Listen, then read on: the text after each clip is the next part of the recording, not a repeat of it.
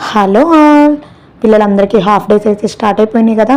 పిల్లలకి కొత్త కొత్త రెసిపీస్ అయితే టేస్ట్ చేయించాలి. ఇప్పుడు వాళ్ళ ఆకలి అని అంటుంటారు, పైగా ప్లేయింగ్కి ఎక్కువ టైం ఇస్తూ ఉంటారు. సో వాళ్ళకి మంచి ప్రోటీన్ ఫుడ్ అయితే మనం ఇవ్వాలి. తల్లిగా అది మన బాధ్యత కదా. సో ఇక్కడైతే చనా చాట్ని అయితే చూపిస్తాను. చాలా ఈజీగా చేయొచ్చు, అలాగే టేస్టీగా కూడా వాళ్ళకి తినిపించవచ్చు. సో వీళ్ళకి బోర్ కొట్టకుండా ఉండడం కోసం మనం మార్నింగే చెన్నా చాట్ని ఒక 4 to 5 hours మనము నానబెట్టేసుకున్నాక చక్కగా వాటిని కుక్కర్లో పెట్టేసుకొని ఒక 3 విజిల్స్ని అయితే తెప్పిద్దాము.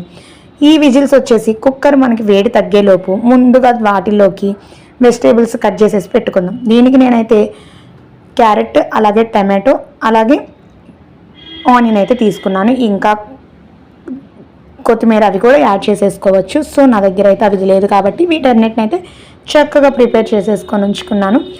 ఎందుకంటే క్యారెట్ విడిగా తినమంటే కొంతమంది పిల్లలు తినరు. సో దీనిలో కలిపి తినిపిస్తే వాళ్ళకు కూడా చక్కగా టేస్టీగా ఉంటుంది, వాళ్ళు తృప్తిగా తిన్నారన్న సాటిస్ఫాక్షన్ మనకి ఉంటుందన్నమాట.